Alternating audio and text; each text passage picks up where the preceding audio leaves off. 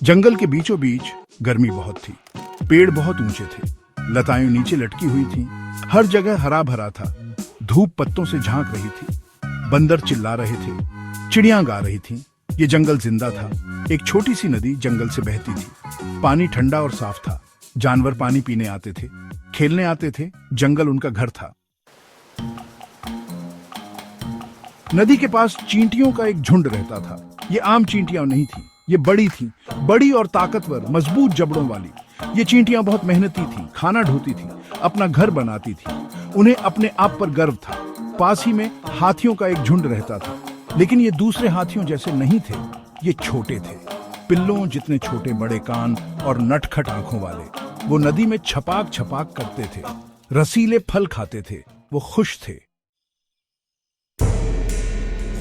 एक दिन एक अजीब सी घटना हुई। एक बड़ा लाल सेब पेड़ से नीचे गिरा। वो सीधा चींटियों और हाथियों के बीच में गिरा। चींटियां उसे चाहती थीं।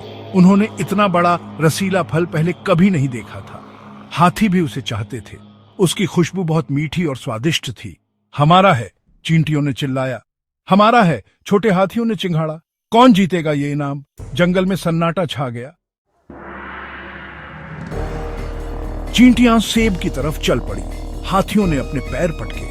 लड़ाई शुरू हो गई। चींटियां छोटी पर बहुत सारी सेब पर चढ़ गईं। अपने मजबूत जबड़ों से उसे काटने लगी। हाथी बड़े पर कम सेब को लात मारकर दूर करने की कोशिश कर रहे थे, लेकिन चींटियों ने उसे कसकर पकड़ रखा था। वो खींचती रही, खींचती रही। आखिरकार एक जोरदार खिंचाई के साथ उन्होंने सेब को अपनी बांबी में खींच लिया।